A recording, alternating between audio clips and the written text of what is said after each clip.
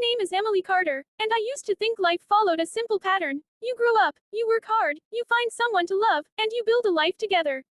For years, that's exactly what I thought I was doing. I had a good job as a nurse in Portland, a loving husband named Daniel, and a small but cozy home we had decorated together over the years. Everything seemed steady, predictable, and safe, until the day everything began to fall apart.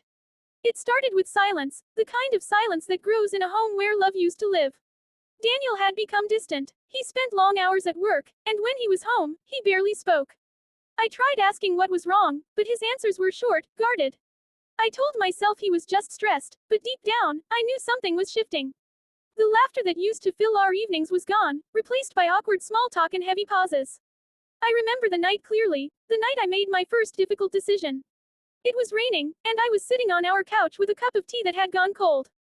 Daniel walked in late, soaked from the rain, and when I asked if everything was okay, he sighed, sat across from me, and said, "Emily, I don't know how to say this, but I think we've grown apart." My heart dropped. The room seemed to spin. I didn't say anything for a long time because I couldn't find words. He continued, explaining that he felt lost, that he didn't know who he was anymore. He wasn't angry. He wasn't cruel. He was just empty. I listened as tears filled my eyes. I wanted to fight for us, to beg him to stay, but I could see it. He had already left emotionally long before that conversation. I nodded and whispered, "Maybe we both need time." That was the night Daniel packed a small bag and left. The next few weeks were the hardest of my life. I went through the motions, work, home, sleep, but nothing felt real. My coworkers noticed the change. My best friend, Megan, tried to cheer me up by inviting me out for dinners or movie nights, but my heart wasn't ready to be light again. Every corner of the house reminded me of Daniel. His favorite mug, the dent in the couch where he used to sit, it was unbearable. Then, about 2 months later, I got a call from the hospital. A car accident had brought in several patients, and one of them was Daniel. I rushed there immediately. When I saw him lying unconscious on that hospital bed, every emotion I had buried came flooding back. Anger, sadness, love, all tangled together. The doctors said he had suffered a head injury but would likely recover with time and therapy. I sat by his bed for hours, holding his hand, whispering that everything would be okay, even though I didn't know what that meant anymore. Days turned into weeks, and Daniel slowly began to recover. But when he finally woke up, something was different, not just physically, but emotionally.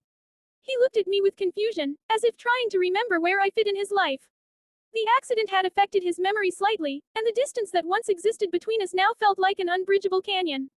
Still, I stayed. I helped him through therapy, made sure he ate, and reminded him of small things, the dog we once had, the trips we took, the little bakery he loved. And in that slow, painful process, I found myself healing too. There was something about caring for someone who once broke your heart that forces you to see the depth of your own compassion. It wasn't about rekindling love, it was about rediscovering strength. One afternoon, while I was helping him with his exercises, he looked at me and said, "You're still here, after everything." I smiled softly and said, "You would have done the same for me."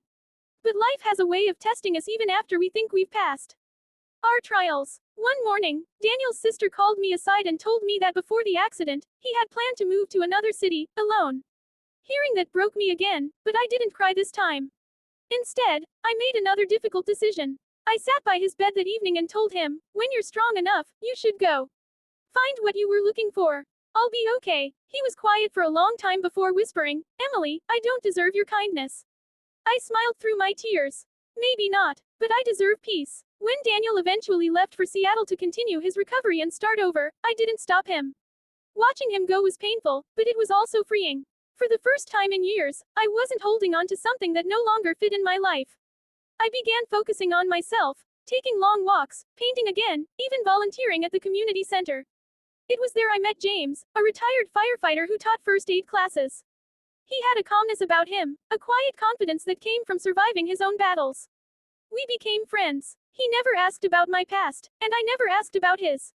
Instead, we talked about ordinary things, the weather, the sound of rain, how small acts of kindness could change a person's day.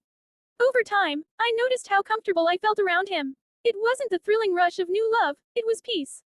Something I hadn't felt in a very long time. One day, while walking by the river after one of our volunteer shifts, James said, "You know, sometimes the hardest decisions lead us right where we're meant to be." I stopped and looked at him, realizing how true those words were. I had spent so much time grieving what I'd lost that I hadn't seen what I'd gained: wisdom, compassion, and a deeper understanding of myself. Months passed, and my life slowly began to bloom again. I redecorated my home, adding brighter colors, filling the walls with my own art. I even adopted a small rescue dog named Milo, whose playful energy filled the empty spaces that once echoed with loneliness. Megan often visited, teasing me about how happy I looked lately. "You've got your glow back," she'd say, and I'd laugh, knowing she was right. Then, one morning, I received a letter from Daniel. He wrote that he was doing better, that he had started working with a youth rehabilitation program, and that he was grateful for the time we had shared. At the end, he wrote, "You were my home, even when I didn't know how to stay." I cried, but not from sadness, from closure. That chapter of my life had finally found its ending. I realized then that love doesn't always mean holding on. Sometimes it means letting go with grace. The decision to help him heal, the decision to stay strong, the decision to move forward, all of it had led me here, to a place of quiet contentment. Years later, I would look back and see that everything changed not when Daniel left, but when I chose myself. Life is unpredictable, but it's also generous. It gives you new beginnings when you least expect them. And in every ending, there's a seed of something beautiful waiting to grow, if only you have the courage to make that difficult decision. Now, as I sit on my porch watching the sun dip behind the trees, Milo resting at my feet, I realize that peace isn't something that just appears.